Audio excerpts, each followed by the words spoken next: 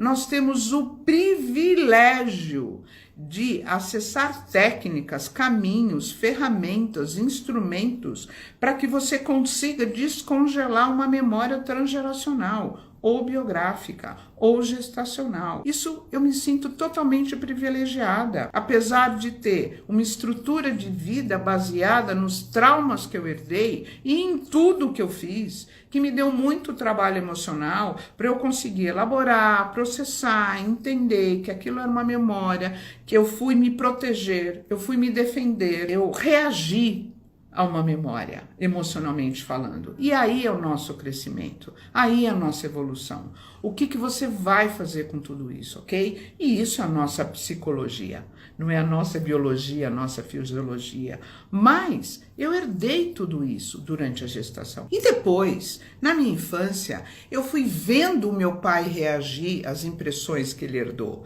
Eu fui vendo a minha mãe reagir às impressões que ela herdou. Então, eu aprendi com eles como reagir ao amor, como reagir ao sucesso, aos fracassos, às alegrias e às tristezas. E aprendi. Então, eu herdei dos meus pais pela epigenética, eu copiei na gestação pelos neurônios espelho e eu aprendi nas experiências vividas na minha infância com os meus pais e com os meus avós. Então, eu tenho várias formas de carregar tudo aquilo, tanto na minha biografia quanto na minha fisiologia, porque isso está impregnado no meu sistema nervoso, fáscias musculares, órgãos.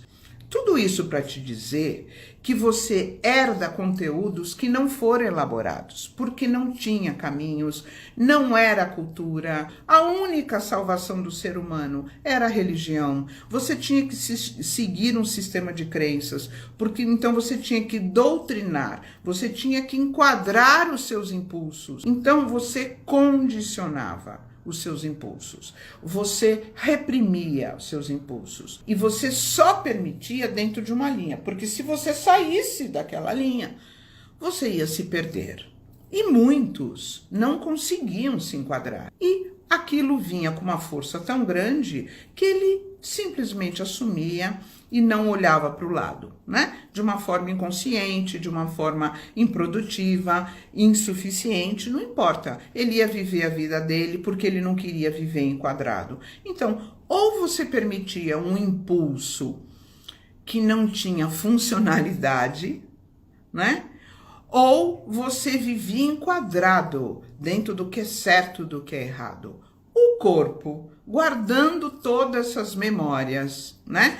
O corpo, ele tem uma necessidade de fluidez, ele tem uma necessidade de autorregulação. Ele precisa se autorregular para ter calma, para ter tranquilidade, para ter discernimento, para ter foco, atenção no presente, para ter a capacidade de raciocinar.